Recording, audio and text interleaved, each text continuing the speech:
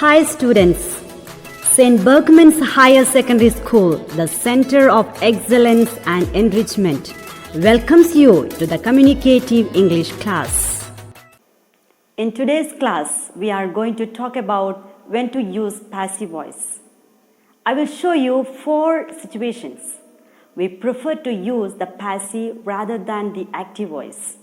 So now let's start by making sure we understand the difference between the active and passive voice. Take a look at this sentence.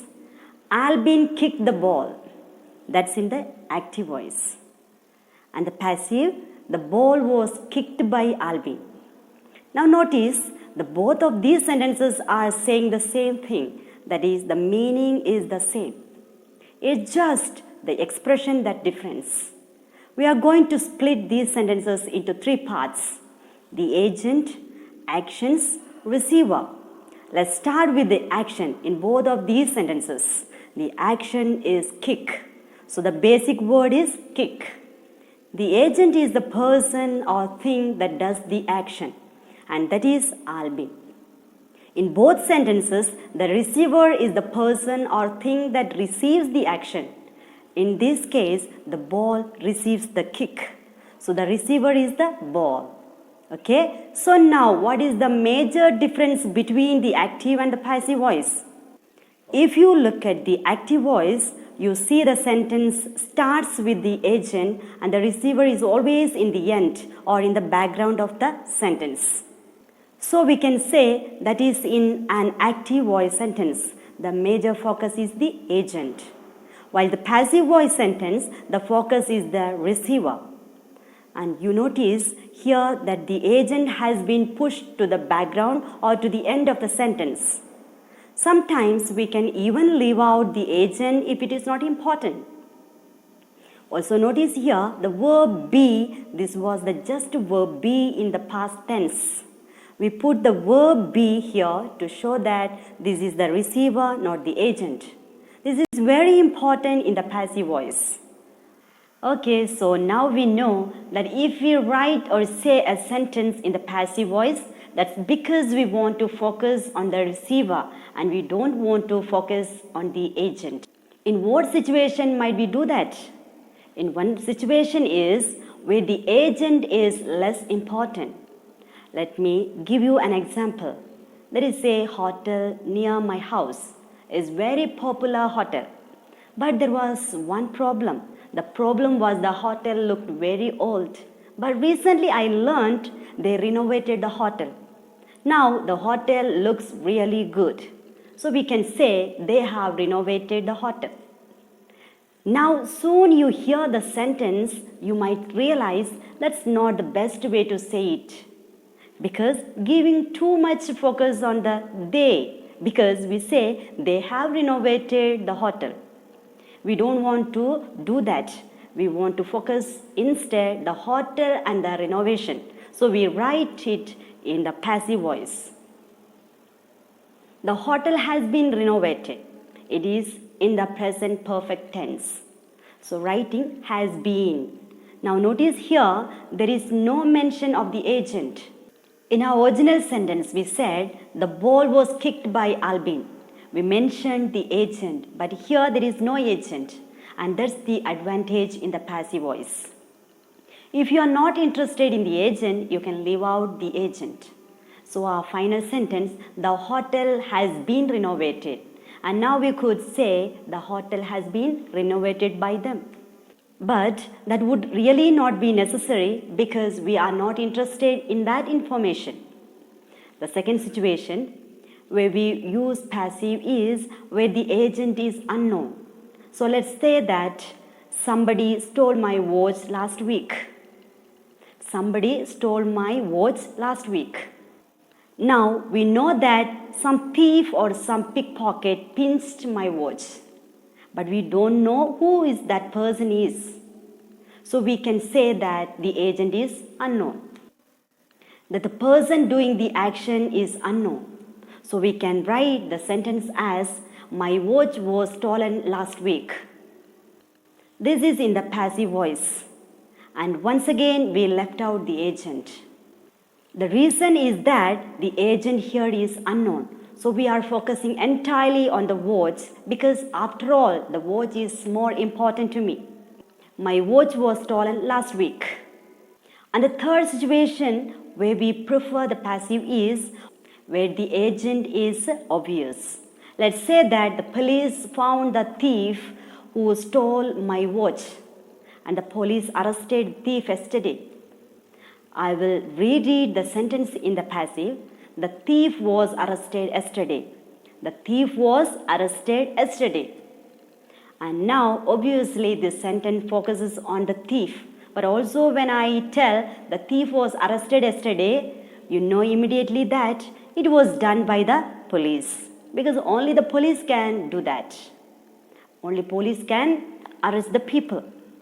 So, there is no need to mention the police here. That's why we were saying that the agent is obvious. That means the agent is clear.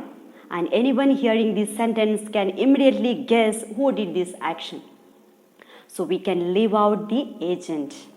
And we can write the sentence in the passive voice, the agent is obvious.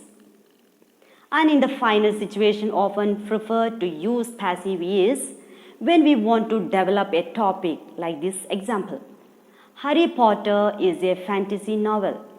J.K. Rowling wrote it. We are interested in the second sentence. In the second sentence, J.K. Rowling is the agent. Wrote is the action and it is the receiver. But there is a problem with the second sentence. And the problem is when you read the two sentences together, it sounds like changing the topic. In the first sentence saying, the Harry Potter is a fantasy novel. Here focusing on the Harry Potter. And when we come to the second sentence, suddenly saying, J.K. Rowling wrote it. That saying can throw off your listeners a little bit. So it would be better write this sentence in the passive so that we can focus on the Harry Potter. So let me rewrite the sentence. It was written by J.K. Rowling. I will read the two sentences together. Harry Potter is a fantasy novel. It was written by J.K. Rowling. Here are certain rules for active and passive voice. The subject of the verb in the active voice, Sapna, the mother, becomes the object in the passive voice sentences.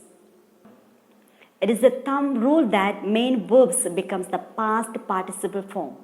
For example, help becomes helped, feed becomes fed.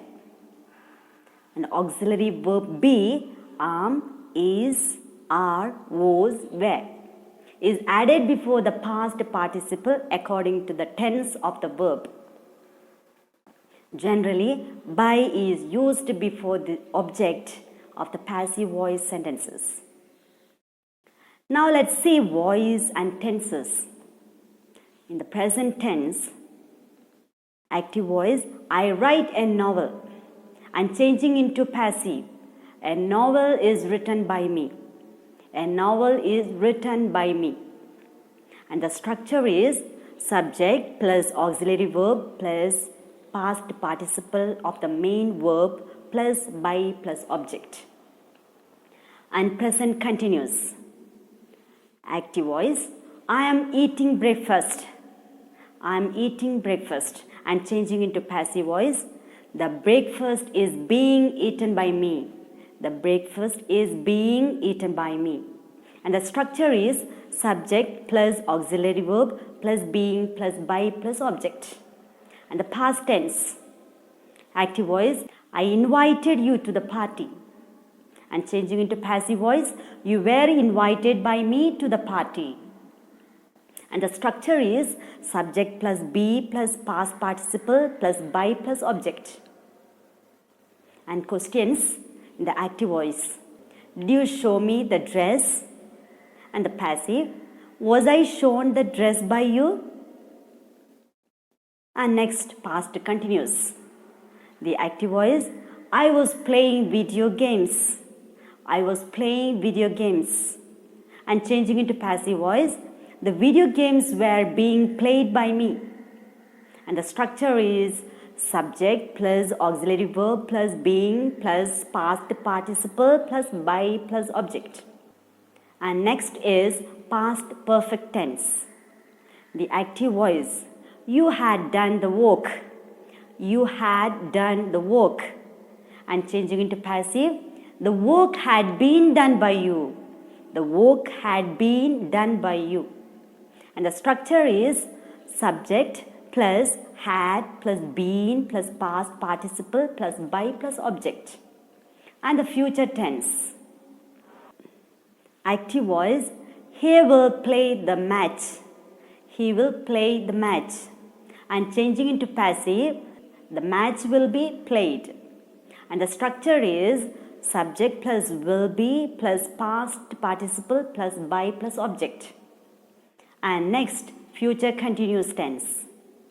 And in the active voice, we will be watching the match. We will be watching the match. And changing into passive, the match will be being watched by us. The match will be being watched by us. And the structure is subject plus will be plus being plus past participle plus by plus object.